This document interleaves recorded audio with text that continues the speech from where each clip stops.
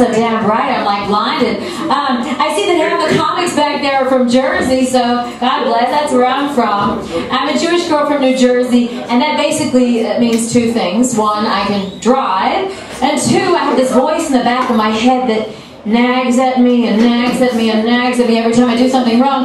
Oddly enough, it sounds a lot like my mother. Go figure that one out. In New Jersey, there are more cars per square inch than there are people living in Pakistan. So that makes driving quite an interesting thing. And the dating game in New Jersey is a lot different than it is in NYC, because when you're here, you know, you just go to a bar and meet someone. Like, it's so easy, but anyway, that's what you do. In New Jersey, what happens is, if you get rear-ended on the Garden State Parkway, it's probably because someone wants to get to know you a little bit better. Now, if someone doesn't want to know from you, they can get those landscaping trucks in there and block your driveway for weeks. Weeks. And if a political figure doesn't want to know from you, he'll block your entrance to the George Washington Bridge. Oh, wait, that happened already, right? You know, no, but it was such a brutal freaking winter, right, people? So damn cold. I feel like the groundhog had his entrance to the George Washington Bridge blocked. See what I'm saying? But today was rather nice, so. Okay. One place where I spend entirely too much time, and this is very regrettable, I must say, is the Port Authority. Because it smells like piss, and you know, you don't want to be on the last bus back to New Jersey. Well, you don't want to miss that last bus especially. Okay, let me correct that. For me, the last bus at 12:45, you miss the last bus, you're in hell. And by hell, I mean the bowels of the Port Authority. That's bus purgatory, the lower gates, right? You're down there, you're walking over people in various stages of dress and undress. You don't know if they're homeless, or they just didn't have time to catch a shower, or they've been waiting so long on that bus. You know, and they're growing their beards out, yeah? That includes the ladies. So I spent some time and lived in Los Angeles. Anybody been to LA? Okay, cool.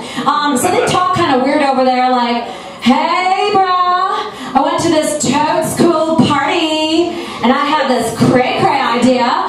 Let's all go to get some cheese fries over at the Fat Burger. And those are just the guys talking, you know? Whatever. But LA is like New Jersey on crack with more lanes of traffic. And the thing I'll never understand is why no one honks a horn. Because, to be quite frank, when I'm driving and people cut me off, it really pisses me off. And I personally take great pleasure in cursing people out when I drive. And the horn is reserved for that special someone, you know what I'm saying? It's all part of the mating ritual, you see. It's a Jersey thing. Had my car shipped to LA, had it shipped back, it was quite fun. But actually, I had a referral to live in an elderly man, a 91-year-old's mech mansion in the valley, rent-free. And you're probably wondering what that's like. And, you know, he said he just wanted companionship, you know, someone to talk to at the dinner table because all his friends, in his words, are deceased. Okay, you know, whatever.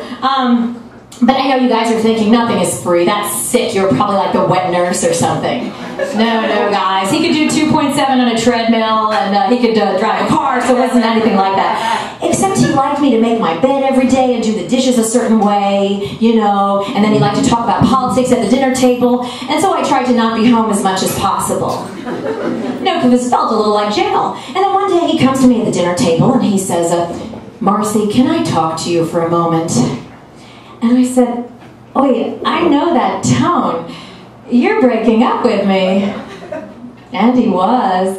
He said, be sure to tell your future roommate you eat a tremendous amount of food and use an enormous amount of paper products. Oh, I'll be sure to tell him. Absolutely. But you know how old people are about food. Like, God forbid you block their leftovers in the fridge. You know, but God bless, we should all make it into our 90s and have, like, the most delectable roast beef sandwiches and live in Miami Beach and talk about food all day. What did you do, Ethel, today? Oh, I ate this hot dog with relish. You know, that's what you talk about. There's nothing else to talk about. I mean, that's what it is. So my mother was nagging me, hawking me, they say in Yiddish, like pecking at me. Why'd you come back from LA? You were dating so much over there. I said, Ma, I date here too. It's just the guys are a little, you less polite, at least the guys I go out with. And just something to get used to, no big deal. And then my mother says to me, Marci, you look like a machashefa, that's a witch in Yiddish. Put your hair in a ponytail and stand still, you got schmutz. So I was jean shopping the other day.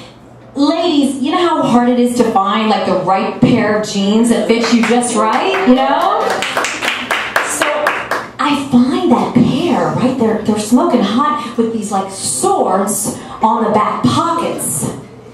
Yes, so I buy them, and then I make the mistake of showing them to my mother. Did a little fashion show, and she's like, "You gotta return those to the store immediately, Marci." I'm like, "Why?" She's all, "You can't wear jeans with a tselem on the tuchus." In Yiddish, that's a cross on the butt cheeks. Out of guilt, I return them. I guess she didn't want Jesus on my ass. So, you know how you have a certain type that you like, but then there's a certain type that likes you? So, I was in the Port Authority the other day, and I slipped on ice cream, and a Japanese man caught me, because Japanese guys like me. Oh, also Hispanic guys like me, because they think I'm a Puerto Rican Jew.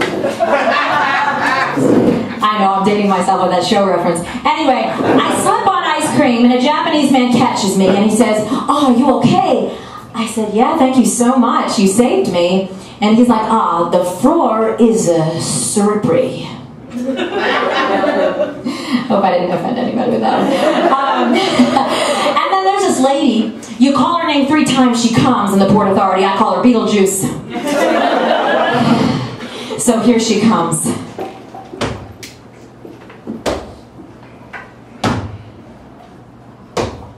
She gets in my face. I'm eating a sandwich at the Aubon Pan, minding my own business. "Got any money?"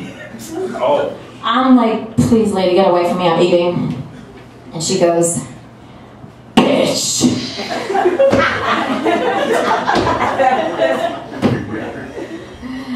So I was in Hoboken the other night with my lady friends, and this guy in the corner decided to shout out his love. He said, "Ladies, I got enough sperm for all y'all."